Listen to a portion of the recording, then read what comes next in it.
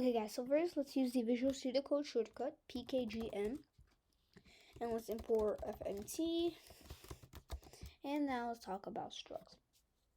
Sometimes you need to store more than one type of data. We learned about slices, which store a list of values.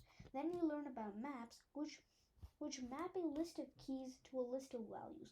But both of these data structures can only hold values of one type. Sometimes you need to group together values of several types. Think of a billing recipe where you have to mix item names with quantities, or student records where you have to mix student names with grade point averages, floating point numbers. You can't mix value types in slices or maps, but you can if you use another type called a struct. We'll learn all about structs in this video. Struct is short for structure. So yeah, struct is short for structure. They can hold more than one type of data. To start, we need to store these struct names. So let's learn about, first let's take an example of slices or maps. Let's do maps for now. If I go into my maps.go file, which we did last time, let's say we were defining a variable in here, var products, and let's say this is a map. And as you can see, we can only hold a string in here, only a string. We cannot hold we can only hold string. Let's say if we want to hold like an integer, we just cannot, right? Because we can only store strings, and even like in slices, we can only store strings. I mean, in slices, we can only store the data type we choose. But in structs, we can do any data type. So let's create a struct. To create a struct, type, and then give your struct a name. I'm going to give my struct a name called programmer. And then type struct with 2 curly braces. And now inside this, we can have every data type we want. So for example, let's add a name in here, which is going to be a string. And then let's add a age in here, which is going to be an integer. And now let's add skills, which is also going to be a string. So as you can see, we are storing multiple data types in here. For example, we're storing the name, which is going to be a string. Then we're also storing an integer in here. Let's actually make the skills like a bool, just to show you guys. As you can see, we won't get any error because we can store multiple data types in a struct. Okay, so we're doing this, and now let's actually give this name a value. So what I'm going to do is programmer dot name equals to, let's say, wait one sec, let's say here we give this, let's think of a name for this. I'm gonna, for example, do, let's just say Anas.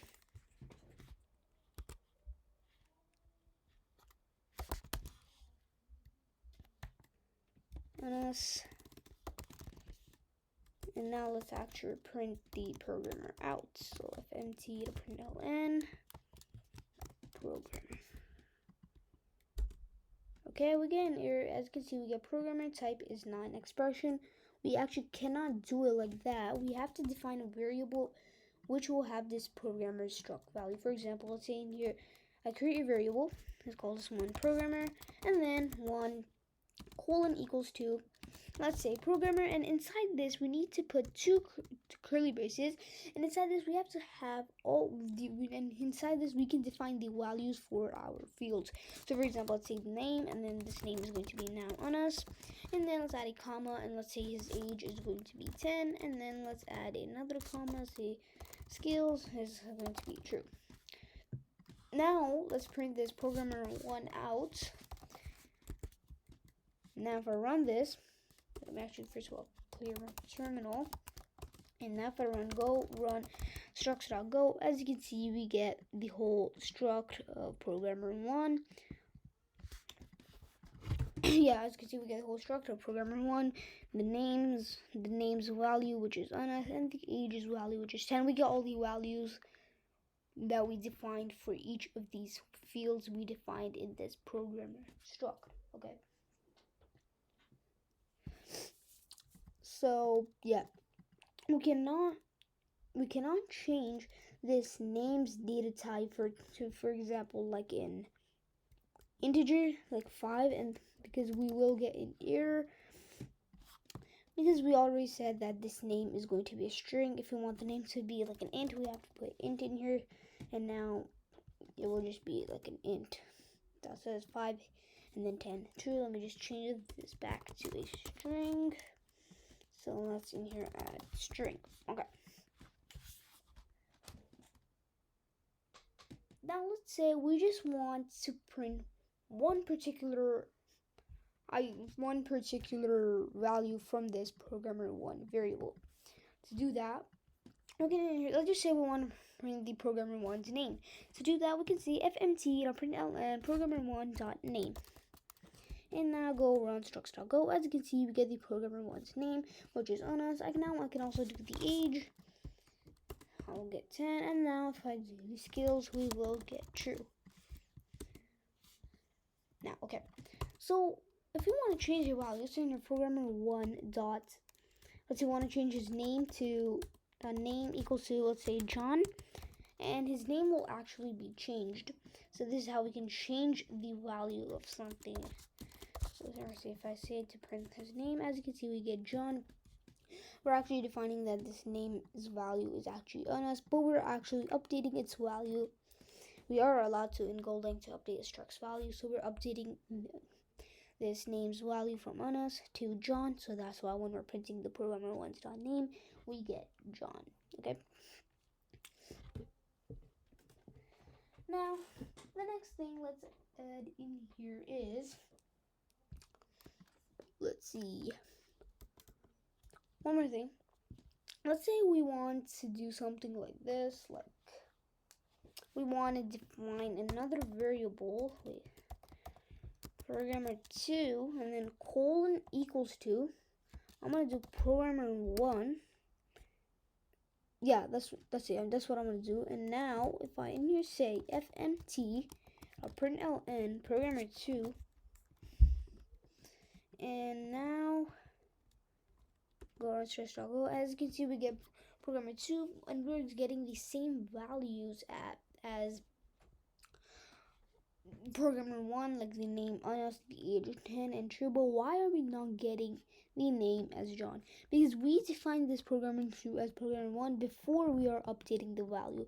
That's why we're not getting. So if I actually just put this like down here, now the name should be John. As you can see, now it is John. Let's say we're saying this is programmer1, and now in here, if I add programmer2, let's say in here, I'm going to change the name again to, let's say to Mosh, and if I say go run structs.go, as you can see, now it will be updated in Mosh. And now if I actually print programmer1, as you can see, the value will not change, even though we are seeing in here like programmer2 equals to programmer1. And then even though if you're changing the value of the name to Mosh, the value of programmer1's name will not change. But if we do something like this, if we do not update the value, but inside this programmer1, let's say we just change this name to Mosh, then it will automatically happen in the programmer2 also. Programmer2, now if I run this, as you can see, now we'll get Mosh. But if we do anything, if we add any changes or updates to this programmer2 variable, to the name or anything, it won't affect the programmer1. It's like the programmer1 is like the boss, and this programmer2 is like the servant, and this boss can change the value or anything, but this servant cannot. Okay. Now let's move on. Okay, so now let's actually do something else in here. What I'm gonna do is actually gonna change this to something like struct. Wait one sec. Give me a sec, guys. Wait, let's actually again rewrite this pkgm, and then let's import fmt. Okay, yeah, now what I was saying was that if we actually do something like this, another way we can create a struct is by doing this var, and then your struct's name. Let's say programmer in here, and this is going to be a struct, and then now put two curly braces, and inside this we can have all of our fields. So in here I'm going to add a name, which is going to be a string, and then I'm going to add a rate, which is going to be a float 64. So let's add float 64, and then I'm going to add age as an integer. Okay, yeah. Now we cannot do anything like this. Like for example, programmer and then colon programmer 1 colon equals to programmer. We cannot do anything like that. We cannot do that because when we do it this way, we have to do something like this. So if I now should say FMT, it'll print now and programmer. Now we can run it. As you can see, we just get 0 and then 0. There are no values of this. While we're getting a 0 for this float 64 and a 0 for this integer. We're not getting anything for this string right here. Now we have to define the values in this.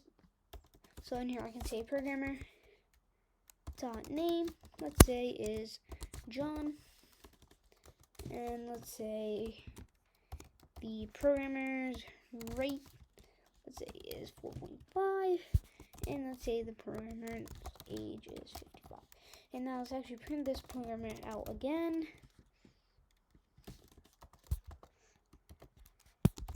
Now we should get it with all the values. As you can see, we get John and his rating and then his age. If you just want to print a particular item, let's just say we want to print the name, we can just do that. We can also update it. Wait, then you actually say name then equals to that, and now as you can see, it will be updated. So I think that's pretty much it for this video. Thank you guys very much for watching, and I'll see you guys next time.